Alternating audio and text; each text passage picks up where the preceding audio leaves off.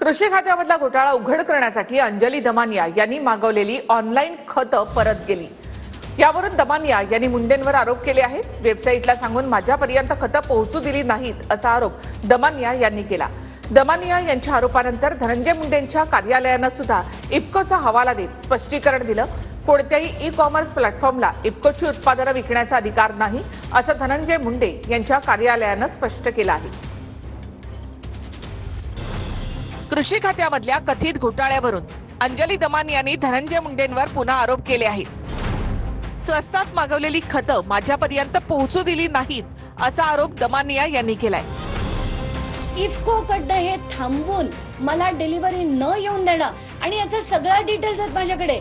इनवॉइसची copy आहे, पेमेंटचे details आहेत, ट्रॅकिंगचे डिटेल्स आहेत आणि हे जे सांगून त्या वेबसाईटला सांगून तुम्ही हे जे थांबवलेत पण त्याच्या आधीचे इनफ डिटेल्स आहेत माझ्याकडे आणि हे सगळं आता बाहेर येणार आहे। अगोदरही आम्ही सांगितलं होतं की केंद्र सरकारच्या जे मिनिस्ट्री आहे, खास करून बी बियाणांच्या संदर्भातली, केमिकलच्या संदर्भातली, त्यांनी कोणत्याही प्रकारे ऑनलाईन विक्रीला बंदी घातलेली आहे। धनंजय मुंडेंच्या कार्यकाळामध्ये कृषी साहित्याची जास्त किमतीने खरेदी केल्याचा आरोप दमानिया यांनी केला होता।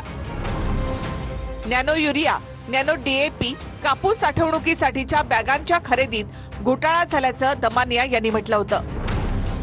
कृषी साहित्यामधला घोटाळा उघड करण्यासाठी दमानिया यांनी स्वतः ऑनलाईन खतं ऑर्डर केली होती, पण वेबसाईटला सांगून ही खतं माझ्यापर्यंत पोहोचू दिली नाहीत असा आरोप दमानिया यांनी धनंजय मुंडेंवर केलाय। दमानिया यांच्या आरोपानंतर धनंजय मुंडेंच्या कार्यालयाकडून इफ्कोच्या आदेशाचा हवाला देण्यात आलाय।